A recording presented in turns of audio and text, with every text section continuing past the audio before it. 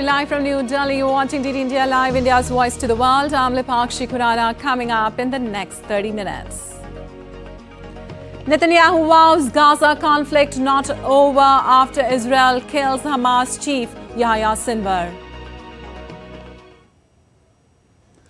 While this is not the end of the war in Gaza, it's the beginning of the end.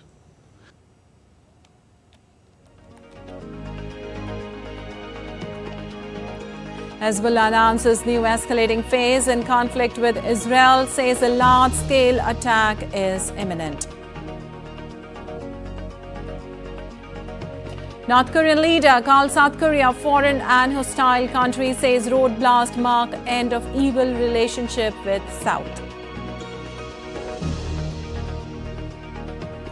India's President Draupadi Murmu to hold bilateral talks with Malawi leadership on strengthening ties between the two nations.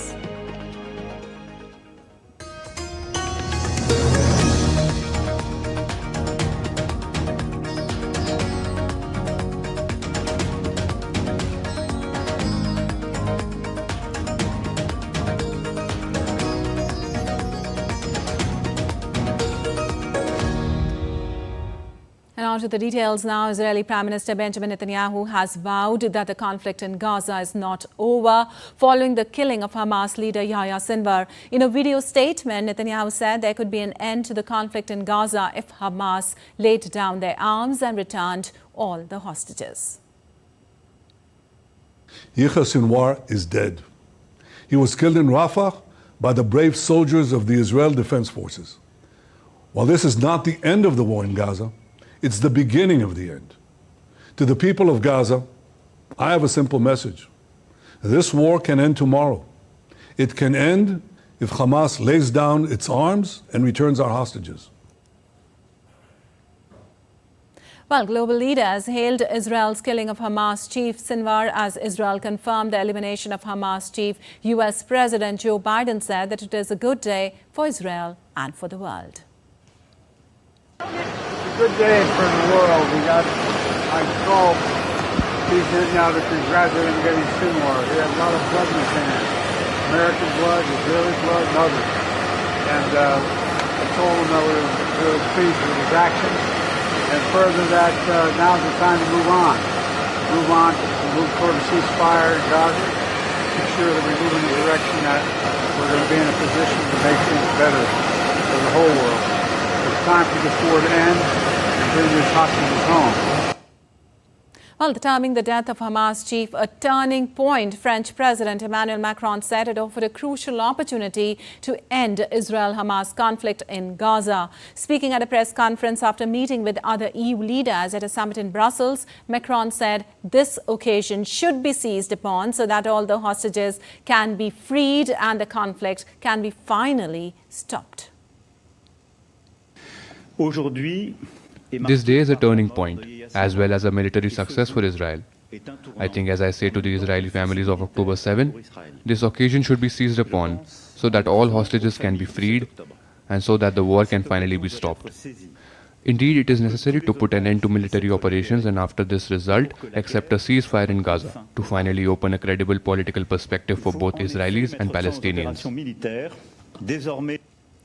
Well, German Chancellor Olaf Scholz also pointed out that the Hamas chief had committed the worst of crimes. Speaking to media after a meeting with EU leaders in Brussels, Scholz said Sinwar was responsible for the terrible, brutal and inhumane attack by Hamas on Israeli citizens on October 7th in the worst possible way last year.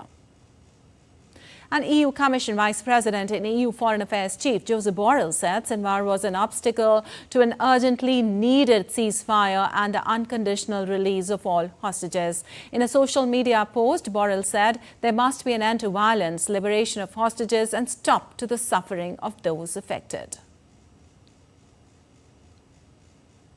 Well, the death of the architect of October 7th attack on Israel last year represents a major boost to the Israeli military. It released a video of moments just before Hamas's chief Sinwar's death.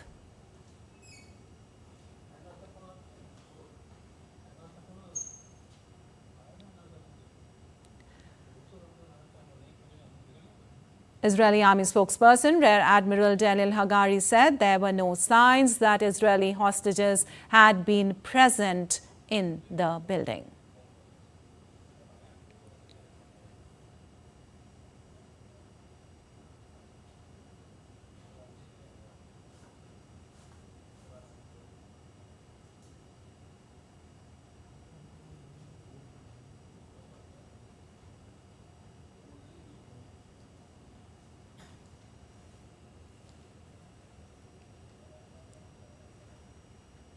Our work is not done.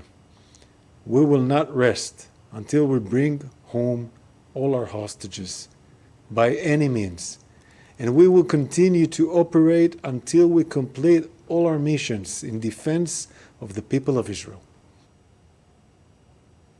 While Hezbollah has meanwhile announced a new and escalating phase of its conflict with Israel. In a statement early on Friday, the terror group said the Islamic Resistance Operations Room had decided Israel will be targeted in the coming days. The statement reads, Hezbollah announces a transition to a new and escalatory phase in the confrontation with the Israeli enemy, which will be reflected in the developments and events of the coming days. The announcement came after the Israeli military on Thursday said its forces killed Yahya Sinwar, the leader of Hamas, which is a Hezbollah ally. The statement, however, made no mention of the Hamas chief. And moving on to U.S. presidential elections now, early voting underway in the presidential battleground of North Carolina just weeks after Hurricane Helene left some residents still without power, running water and phone services. North Carolina could be crucial in determining a winner in the U.S. presidential race, as its voting preferences could swing either way. Supporters of both Harris and Trump were vocal as Hurricane Helene, which killed more than 200 people across 6 states, has sparked questions on how it might impact voter turnout. Well, the polls show a very tight race, with a handful of swing states likely to determine the winner, as Trump and Harris are in a dead heat in North Carolina. A survey showed Trump with 48% support in state polls as compared to Harris, who's got 47.5% support.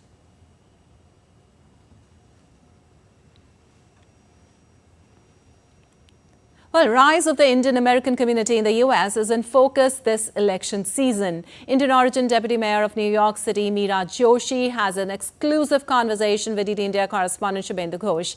She speaks about her shared cultural heritage, migrant crisis and priorities for the city. Take a listen.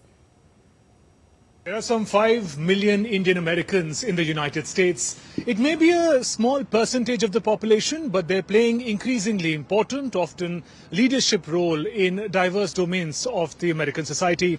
I have with me one such leader, the Deputy Mayor of New York City, Meera Joshi. Welcome to DD India, ma'am. Thank you. First, I'd like to learn from you the manner in which you reflect on your Indian American heritage and your experience of public service in this beautiful city. So I think I look back to, my father came here decades ago now. He's passed now. But he came from a family of public service in India. And so in some ways, I feel like I'm continuing that tradition in America. The importance that Indian American community represents in the larger diversity of New York, of the United States. What can you tell us about it? You can see across the nation, Indians are playing a larger role in politics. They're taking leadership positions in roles that, this is the first year we've seen mayors, senators, congressmen, possible president. But the other way, and I'd say this is a smaller but a very significant way, we're making Indian culture part of New York City culture. In the context of your work, one of the important challenges that is faced by New York City, as I understand, is the migrant crisis. What can you tell us about it, and what is being done to address the challenge? So like many global cities that are the economic epicenter of a nation, we attract people that are looking for opportunity. And we've seen an influx of that in a volume and at a pace and in a short duration that is a historical high. The other thing about New York City is we are a sanctuary city. If you come here, we will house you, we will feed you, we will ensure that your child has a school to go to. That makes us unique, and that also makes us very popular. We've risen to the challenge. I'm not going to say it hasn't been a strain. It has been a strain. But we have really managed in a way that New Yorkers do when crisis calls, that is uniquely part of the spirit of the city. And now we're at a place where we're seeing it dissipate. So we're taking some of the tents down that we've had to use to house people. And now it's time to integrate. We're a city built on immigration, and this is the next wave of it. So we're happy to have people come. This is a city of opportunity. The pace has been hard to handle, but the ultimate integration is going to happen. Finally, it must be a busy time for you as an administrator. You handle multiple portfolios, including infrastructure. It's also time for presidential elections. What are your key priorities for the city going forward? Like every city around the world, we're going to be led by the climate crisis. We have to ensure that our infrastructure is well maintained and is ready to protect us for the times ahead. So part of what we do is ensure that we're building well. So I think that this is just the world we live in now, and resiliency and funding projects that fight the climate crisis are going to be bipartisan. Thank you very much for speaking with DD India. That was the Deputy Mayor of New York City, Meera Joshi, talking about her Indian-American heritage and key priorities at work, with camera person Jaishankar Shubhendu Ghosh for DD India in New York. While US President Joe Biden is in Berlin on Thursday for a rapid visit to discuss Russia's invasion of Ukraine with the leaders of Germany, France and Britain, as Kyiv urges its Western allies to take urgent steps to end the fighting. Biden had originally been scheduled to convene a broader meeting of Ukraine's military supporters at the US Ramstein Air Base in Germany last week during a planned 3-day state visit to the country that would have been the first in nearly 40 years. He cancelled that trip to focus on dealing with Hurricane Milton, but is making up for it with a quick visit this week. The president will hold bilateral talks on Friday with Germany's president and chancellor before a planned meeting with the European Quad in the noontime.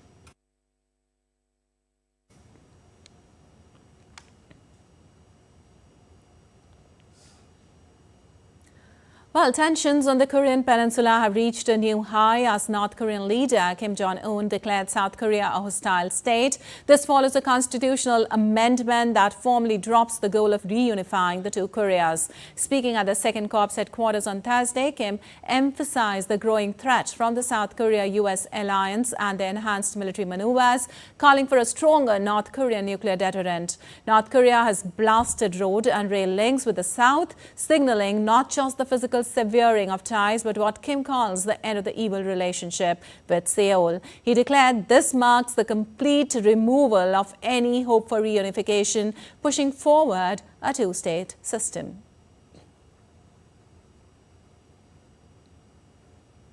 Well, Sri Lanka's Election Commission has set an expenditure limit for candidates and parties ahead of the upcoming parliamentary election on November 14th. The limits allowed for candidates, parties, independent groups and national list candidates vary depending on the districts. The highest limit has been set at Colombo Electoral District with 5.75 million Sri Lankan rupees for candidates and 79.5 million Sri Lankan rupee for parties. Meanwhile, the lowest limit has been set for Vani electoral districts at 1.67 million Sri Lankan rupee for candidates and 9.91 million Sri Lankan rupees for the parties.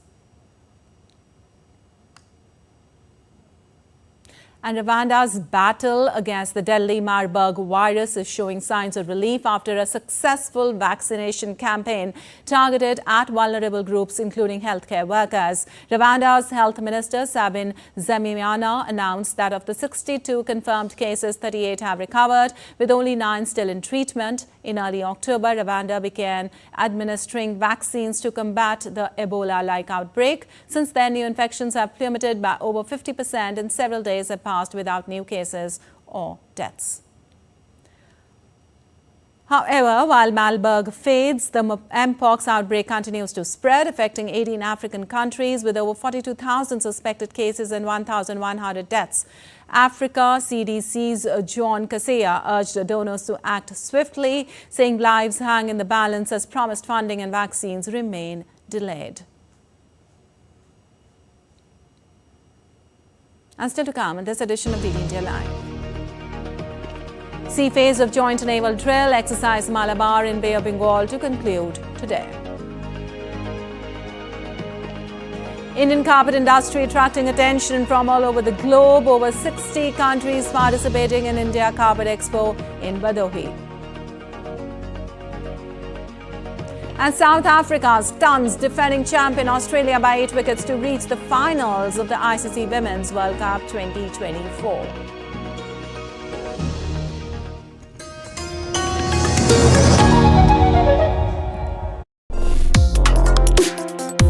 Complex issues, hidden agendas, twists and turns, strategic games. We think all dots are linked. We just need to connect them. Join me every week as I connect the dots to unravel hidden designs in statecraft, mysteries, and decode issues that matter to you. Watch Connecting the Dots with me at these times on DD India.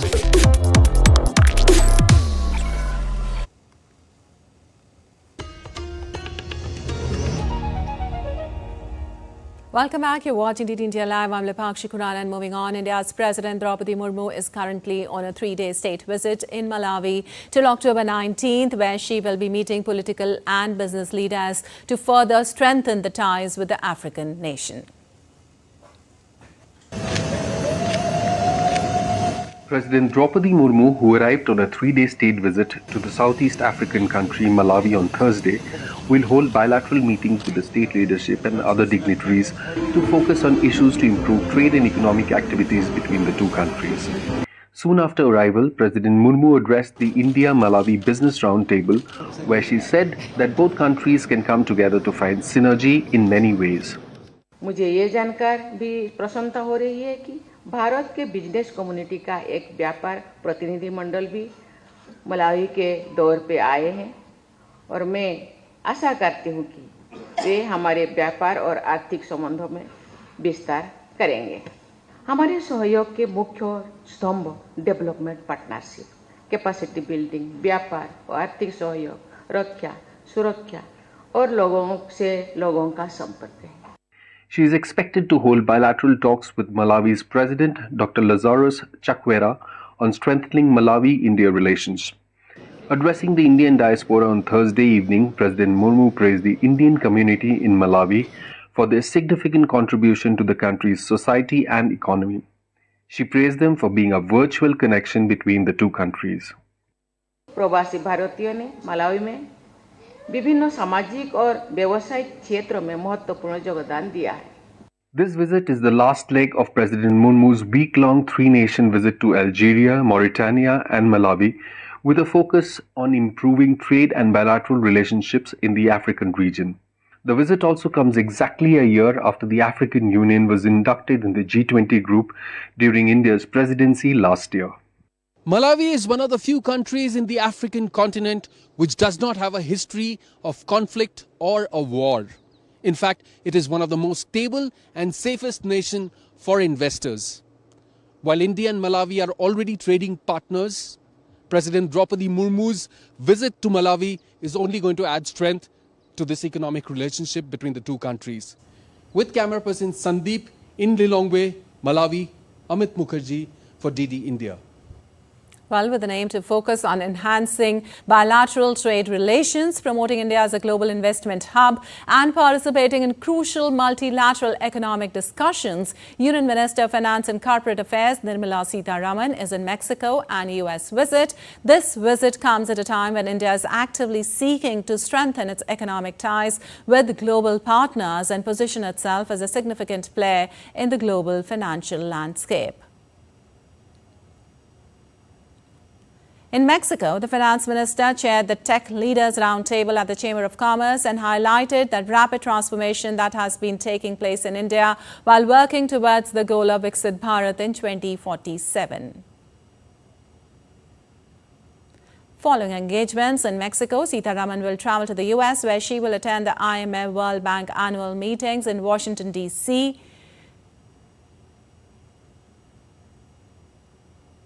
And Indians will be able to get the facility of visa on arrival facility while traveling to the United Arab Emirates. New updates will include Indian citizens and their family members who hold ordinary passports will be granted visa on arrival at all ports of entry in UAE. This new provision applies to the holders of a valid visa, residence or green card issued by the US, European Union countries and UK. It also stated that the passport validity period shall not be less than 6 months.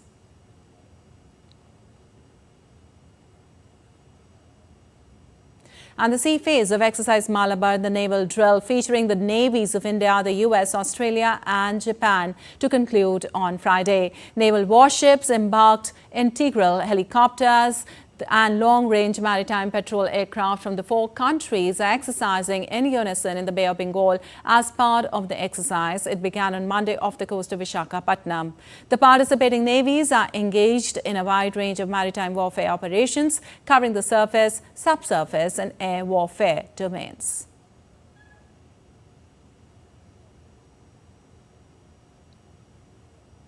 And ahead of the assembly elections in the eastern state of Jharkhand, filing for nomination for the first phase commenced. 25th October is the last day of filing of nomination papers, whereas the scrutiny of nominations will be done on the 28th of October.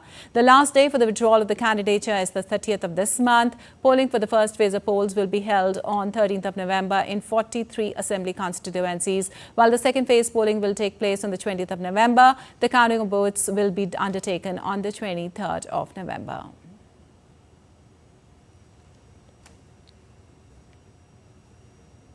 An Indian carpet industry is attracting attention from all over the globe. With a view to promote the export of Indian handmade carpets, the Ministry of Textiles, in collaboration with Carpet Export Promotion Council, organized the India Carpet Expo in Bhadohi. This international fair saw participation from 500 foreign buyers and their representatives from 67 countries over 3 days, generating business inquiries expected to be leading to exports worth 500 crore rupees.